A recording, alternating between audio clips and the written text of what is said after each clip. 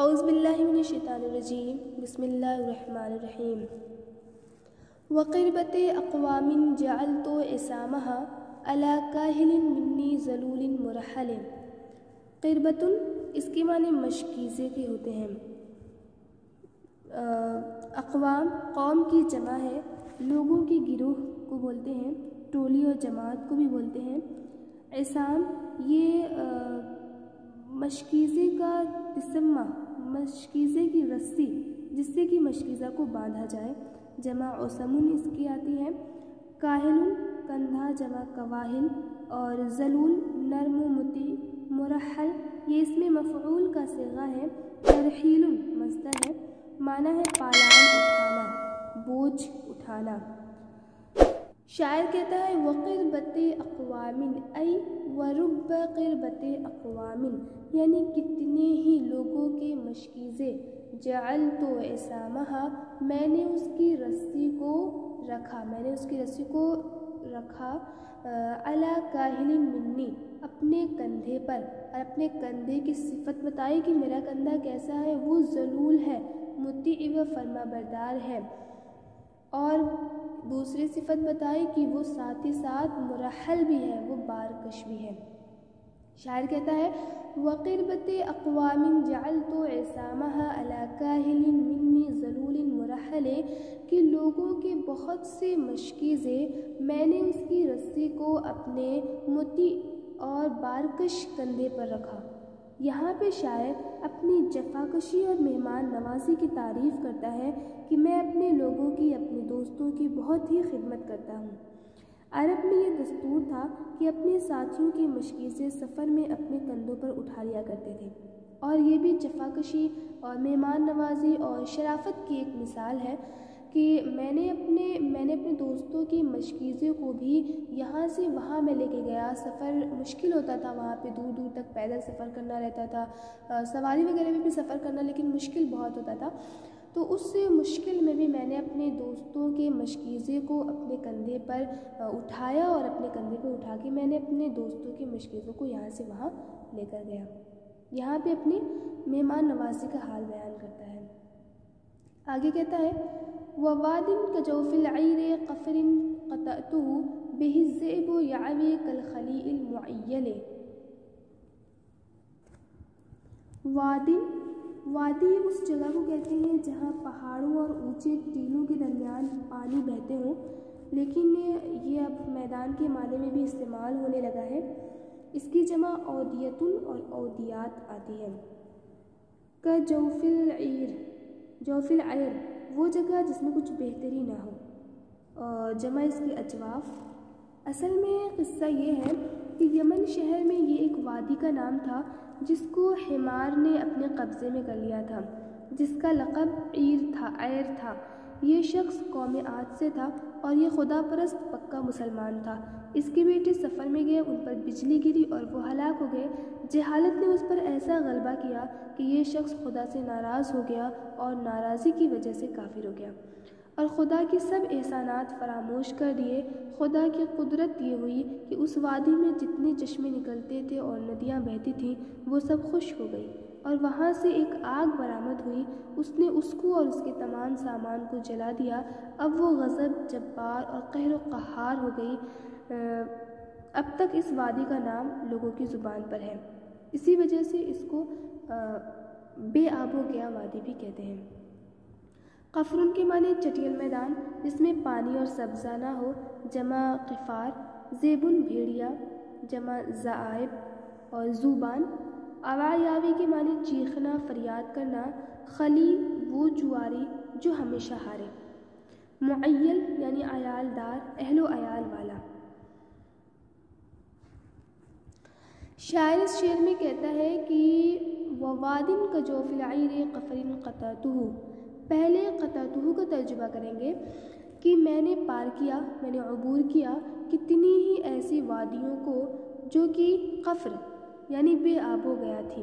میں نے کتنی ہی بے آب و گیا وادی کو پار کیا۔ اس کو تشبیہ دی جوف عیر کی طرح۔ وہ وادیاں کیسی تھیں؟ وادی جوف عیر کی طرح، بہ الذئب یعوی، جہاں بھیڑیا ایسے چیختا چلاتا تھا، دہاڑے مارتا تھا، کل خلیع المعیل، جیسے کہ اہل و عیال والا ہارا ہوا جواری، ایسا جواری جس کے اہل و عیال ہوں اور وہ ہار گیا ہو، اس کی طرح وہ چیخیں مارتا تھا، دہاڑے مارتا تھا۔ اس شعر میں شاعر نے اپنی گردش کا حال بیان کیا ہے کہ میں نے کوئی بھی حصہ نہیں چھوڑا، یہاں تک کہ خوفناک اور ہولناک جگہوں پہ جہاں کی صورتحال یہ بتائی کہ وہاں پہ نہ پانی ہے نہ آب ہے، وہاں پہ کچھ بھی نہیں ہے، بالکل سنسان ہے اور صرف بھیڑیے ہیں، اور بھیڑیے بھی بالکل خوفناک ہیں۔ کہتا ہے کہ ووادٍ كجوف العير قفر قطعته به الذئب يعوي كالخليع المعيل، کہ کتنی ہی وادی جو کہ بے آب و گیا تھی، کتنی ہی بے آب و گیا سنسان وادی، اس کو تشبیہ دی جو جوف عیر کی طرح ہو، میں نے اسے پار کیا جہاں پہ بھیڑیا چیختا تھا، چلاتا تھا، دہاڑے مارتا تھا، جیسے کہ ہارا ہوا اہل و عیال والا جواری۔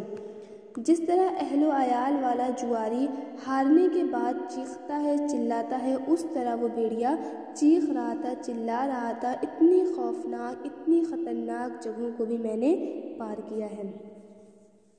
اگلے شعر میں کہتا ہے فَقُلْتُ لَهُ لَمَّا عَوَى إِنَّ شَانَنَا قَلِيلُ الْغِنَى إِن كُنْتَ لَمَّا تَمَوَّلِ۔